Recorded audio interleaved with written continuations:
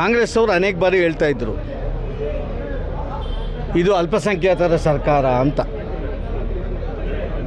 ಅಲ್ಪಸಂಖ್ಯಾತರಿಂದನೇ ಕಾಂಗ್ರೆಸ್ ಗೆದ್ದಿರೋದು ಅಂತ, ಮುಸ್ಲಿಮರಿಂದ ಗೆದ್ದಿರೋದು ಅಂತ.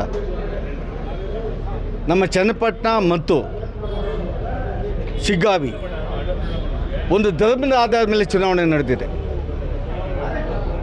ಒಂದು ವರ್ಗ, ಒಂದು ಧರ್ಮ, ವಿಶೇಷವಾಗಿ ಕಾಂಗ್ರೆಸ್ಗೆ 100ಕ್ಕೂ 100% ವೋಟ್ ಹಾಕಿರೋದ್ರಿಂದ BJP ಸೋಲನ್ನು ಅನುಭವಿಸಬೇಕು ಬಂತು. ಅದು ವಕ್ ವಿಚಾರ ಇರ್ಬೋದು. ವಕ್ ವಿಚಾರದಲ್ಲಿ ವಿಶೇಷವಾಗಿ ಅವರು ಒಂದಾಗಿದ್ದಾರೆ. ಒಂದು ಕಾರಾಳ ಶಾಸನ, ರಾಷ್ಟ್ರದಲ್ಲೇ ವಕ್ ಬೋರ್ಡ್ನ ಶಾಸನ, ಒಂದು ಕಾರಾಳ ಶಾಸನ.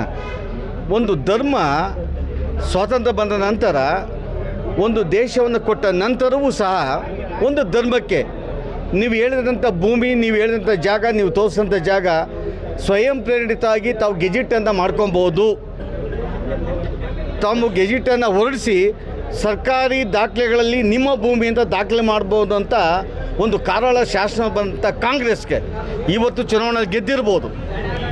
ಭವಿಷ್ಯದ ದಿನಗಳಲ್ಲಿ ವಿಶೇಷವಾಗಿ ನಮ್ಮ BJP ಸರ್ಕಾರ ಬಂದ ನಂತರ ಯಾವ ರೀತಿ ಆರ್ಟಿಕಲ್ 370 ಕಿತ್ತೋಗಿದ್ವಿ, ಅದೇ ರೀತಿ ಈ ವಕ್ಫ್ ಬೋರ್ಡ್ ಕಾನೂನನ್ನು ಕಿತ್ತೋಗಿತೀವಿ. ಆ ವಿಶ್ವಾಸ ನನಗಿದೆ.